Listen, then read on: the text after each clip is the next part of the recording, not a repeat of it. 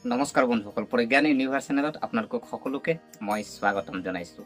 আজি আমি লৈ আহিছোঁ, যিহেতু আজি আপোনাৰ যিসকল আজি আপোনাৰ কন্যা ৰাশিৰ জাতক জাতিকা আছে, যিহেতু আপোনাৰ এই সপ্তাহত আপোনাৰ 11 তাৰিখৰ পৰা আজি আপোনাৰ 17 তাৰিখলৈকে আজি আপোনাৰ কেনে যাব তাৰ ওপৰত আমি যিহেতু আলোচনা কৰিম।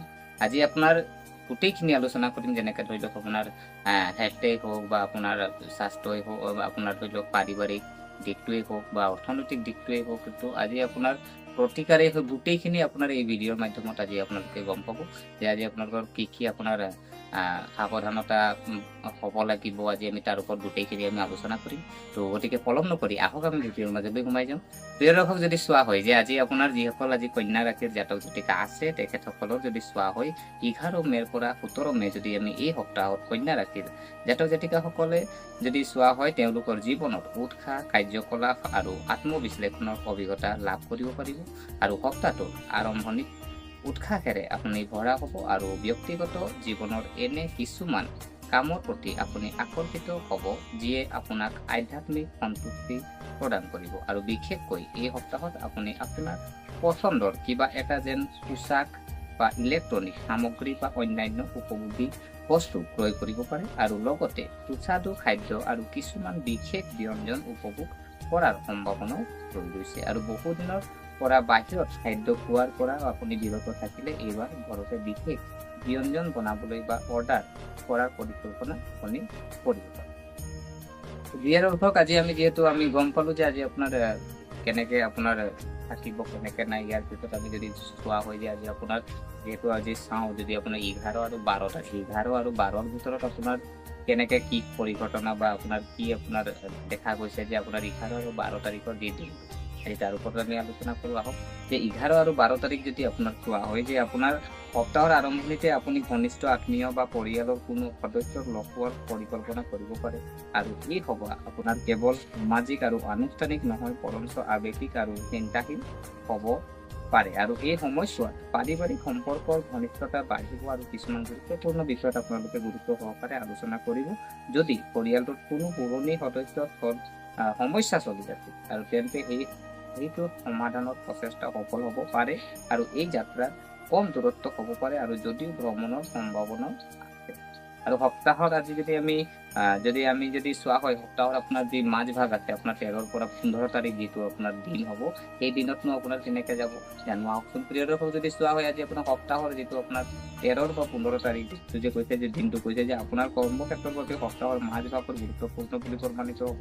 কৰ্মক্ষেত্ৰত নিয়োজিত জাতক জাতিকাই কিছু নতুন সুযোগ পাব পাৰে আৰু আপোনাৰ দক্ষতা আৰু শাসনবোধে আপোনাৰ ঊৰ্ধ্বতন বিষয়াসকলক আপ্লুত কৰিব। আৰু কিন্তু এই সময়ত কিছুমান অপ্ৰাসংগিক আপুনি কাম বা অপ্ৰয়োজনীয় আলোচনাত সময় কটোৱাত এৰাই চলিব লাগিব, অন্যথা আপোনাৰ উপাদানশীলতা ক্ষতিগ্ৰস্ত হ'ব পাৰে। আৰু এই সময়ত ব্যৱসায়ীসকলৰ বাবে অনুকূল হ'ব, যাতে তেওঁলোকে ব্যৱসায় সম্প্ৰসাৰণ কৰিব পাৰে বা নতুন চুক্তিৰ কথা বিবেচনা কৰিব পাৰে। কিন্তু কোনো ডাঙৰ সিদ্ধান্ত লোৱাৰ আগতে নিশ্চিতভাৱে কোনো বিশেষজ্ঞ বা বিশ্বাসযোগ্য ব্যক্তিৰ পৰা পৰামৰ্শ। তো আমি গম পালো, যিহেতু প্ৰিয় দৰ্শক, আজি আপোনাৰ 13 বা আপোনাৰ 15 তাৰিখ আমি যিটো দিন যিহেতু আমি চালো, ইয়াৰ ভিতৰত আমি যদি চোৱা হয় আজি আপোনাৰ 16 আৰু 17ৰ দিনটো আপোনাৰ কেনেকে যাব। 16 আৰু 17 তাৰিখৰ যি 16 আৰু 17 মে'ৰ যি তাৰিখৰ আপোনাৰ দিন, আজি গোটেই দিন দুটা আপোনাৰ কেনেকে যাব তাৰ ওপৰত আমি আলোচনা কৰোঁ। প্ৰিয় দৰ্শক, যদি চোৱা হয় যে আপোনাৰ সপ্তাহৰ দ্বিতীয়াৰ্ধত আজি ক'বলৈ গ'লে যেনে 16 আৰু 17 মে' আপোনাৰ সপ্তাহৰ শেষৰ দুটা দিন হয়তো কিছুমান স্পৰ্শতাৰে আপোনাৰ আৰু প্ৰত্যাহ্বানমূলক পৰিস্থিতিৰে ভৰি পৰিব। আৰু বিশেষকৈ যদি আপোনাৰ জীৱনত কোনো আইনী বিষয় বা সামাজিক বিবাদ চলি আছে, তেন্তে তাত আপোনাৰ কাৰ্যকলাপ বৃদ্ধি পাব পাৰে। আপুনি খোজ দিব আৰু নিজাববীয়াকৈ মধ্যস্থতা বা বিবাদ সমাধান কৰিবলৈ চেষ্টা কৰিব। কিন্তু আপোনাৰ সততা আৰু নিৰপেক্ষতাৰ সন্দৰ্ভত কিছুমান মানুহ আপোনাক সমালোচনা কৰাটো সম্ভৱ, আৰু কিন্তু আপোনাৰ আত্মবিশ্বাস আৰু ধৈৰ্যৰ আপুনি তেওঁলোকক দেখুৱাবলৈ সফল হ'ব, আৰু যে আপুনি কোনো দুৰ্বল মানুহ নহয়, কিন্তু প্ৰয়োজন হ'লে নিজৰ অধিকাৰ ৰক্ষা কৰিব জানে। এৰকম যেহেতু আমি গম পালো যে আজি আপোনাৰ যেহেতু শেষৰ যি আপোনাৰ দিন আপোনাৰ 16 আৰু সপ্তাহৰ 16 আৰু 17 মেৰ যি দিনৰ কাৰ্য দিনৰ যি আপোনাৰ ফলাফল আমি তাৰ ওপৰত দাঙি ধৰিব। ইয়াৰ পিছত আমি যদি চোৱা হয় আপোনাৰ গোটেই সপ্তাহটোত আপোনাৰ যদি পৰিয়ালৰ আপোনাৰ কেনেকৈ যাব পৰিয়াল বা আপোনাৰ বিবাহ জীৱন যিটো আপোনাৰ সাংসাৰিক জীৱন এইটো কেনেকেনো আপোনাৰ যাব তাৰ ওপৰত আমি অলপ আলোচনা কৰোঁ। তো গতিকে প্ৰিয় দৰ্শক যদি চোৱা হয় যে আজি কৈছে যে এই সপ্তাহত আপোনাৰ পাৰিবাৰিক জীৱন স্বাভাৱিককৈ ভাল হ'ব আৰু ঘৰত শান্তি সম্প্ৰীতিৰ পৰিস্থিতি বিৰাজ কৰিব আৰু বিবাহিত জীৱনতো পাৰস্পৰিক বুজাবুজি বৃদ্ধি পাব আৰু আপুনি আপোনাৰ পত্নীৰ সৈতে কিছুমান সুখৰ মুহূৰ্ত শ্বেয়াৰ কৰিব পাৰিব আৰু আগতে যদি কিবা পাৰ্থক্য থাকিলেহেঁতেন তেন্তে সেইবোৰ কমি যোৱা যেন লাগিলেহেঁতেন আৰু অবিবাহিত জাতক জাতিকাৰ বাবে সম্পৰ্কৰ প্ৰস্তাৱ হ'ব পাৰে আৰু কিন্তু সিদ্ধান্ত ল'বলৈ খৰখেদা নকৰিব। প্ৰিয় দৰ্শক যেহেতু আমি গম পৰিয়ালত আৰু আপোনাৰ বিবাহিত যিসকল আজি আমাৰ বন্ধু বান্ধৱী আছে তেখেতসকলৰ ওপৰত আমি যেহেতু আলোচনা কৰিলোঁ। ইয়াৰ পিছত আমি যদি চোৱা হয় আপোনাৰ স্বাস্থ্য কেনেকৈ যে আপোনাৰ এই সপ্তাহটো যদি আপোনাৰ স্বাস্থ্যৰ দিশটো আমি হেল্থৰ ওপৰত যদি আমি অলপ আলোচনা কৰোঁ তো জানো আহকচোন প্ৰিয় দৰ্শক যদি চোৱা হয় যে আজি আপোনাৰ যিসকল দৰ্শক বৃন্দ আছে আজি আপোনালোকৰ কাৰণে কৈছে যে এই সপ্তাহটো স্বাস্থ্যৰ দৃষ্টিকোণৰ পৰা স্বাভাৱিক হ'ব কিন্তু অনিয়মিত আপুনি খাদ্য অভ্যাস আৰু অত্যাধিক কামৰ চাপৰ ফলত মূৰৰ বিষ বা পাচনতন্ত্ৰৰ সমস্যা সৃষ্টি হ'ব পৰা দেখা গৈছে বা হ'ব পাৰে। যোগ আৰু ধ্যান ধাৰণাৰ জৰিয়তে মানসিক ভাৰসাম্য বজাই ৰাখক আৰু ৰাতিপুৱা বা গধূলি খোজ কাঢ়িলে আপোনাৰ বাবে উপকাৰী। প্ৰিয় দৰ্শক আমি যেহেতু স্বাস্থ্যৰ ওপৰত হেল্থৰ ওপৰত যেহেতু আলোচনা কৰিলোঁ ইয়াৰ পিছত আমি যদি চোৱা হয় আৰ্থিক দিশটো আপোনাৰ কেনেকৈ যাব আজি ক'বলৈ গ'লে আজি আপোনাৰ বিত্তৰ দিশটো যদি আমি চোৱা হয় যে আজি আপোনাৰ যিসকল আজি আমাৰ দৰ্শকবৃন্দ আছে যিসকল আজি আপোনাৰ আমাৰ কন্যা ৰাশিৰ জাতক জাতিকা আছে তেখেতসকলৰ কাৰণে যদি চোৱা হয় আৰ্থিক দিশটোনো কেনেকৈ যাব জানো আহকচোন। প্ৰিয় দৰ্শক যদি চোৱা হয় যে আৰ্থিক দিশ আপোনাৰ অৰ্থনৈতিক দৃষ্টিকোণৰ পৰা এই সপ্তাহটো মধ্যমীয়া হ'ব আৰু আয়ৰ উৎস স্বাভাৱিক হৈ থাকিব কিন্তু অপ্ৰয়োজনীয় খৰচ নিয়ন্ত্ৰণ কৰাটো গুৰুত্বপূৰ্ণ হ'ব।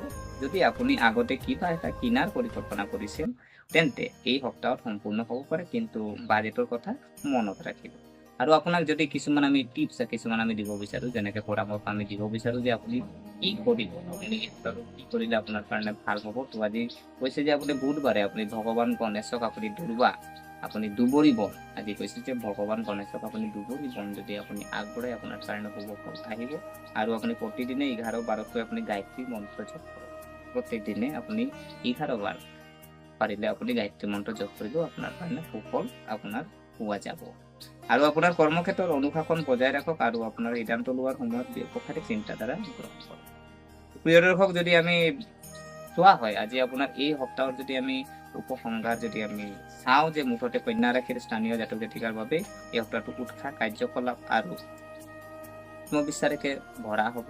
আজি তাৰ পিছত কৈছে যে আপোনাৰ পাৰিবাৰিক সম্প্ৰীতি কেৰিয়াৰ নতুন সুযোগ আৰু ব্যক্তিগত জীৱনত সন্তুষ্টি আৰু আপোনাৰ এই তিনিটা একেলগে সপ্তাহটো সফল আৰু সুষম কৰি তুলিব পাৰে আৰু মাত্ৰ মনত ৰাখিব সমালোচনা ইতিবাচকভাৱে ল'ব আৰু নিজকে স্থিৰ কৰি ৰাখি আগবাঢ়ি যাব।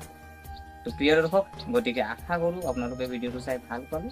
যদি এই ভিডিঅ'ই আপোনাক কিঞ্চিত মানুহ লাভান্বিত কৰিছে তেনেহ'লে লাইক কৰিব কমেণ্ট কৰিব শ্বেয়াৰ কৰিব আৰু আমাৰ চেনেলটো যদি আপোনালোকে এতিয়ালৈকে ছাবস্ক্ৰাইব কৰা নাই অনুগ্ৰহ কৰি ছাবস্ক্ৰাইব কৰি আমাক উৎসাহিত কৰিব বুলি আশা থাকিলে পুনৰ লগ পোৱাৰ প্ৰতিশ্ৰুতিৰে আজিলৈ আমি বিদায় মাগিলোঁ। ধন্যবাদ।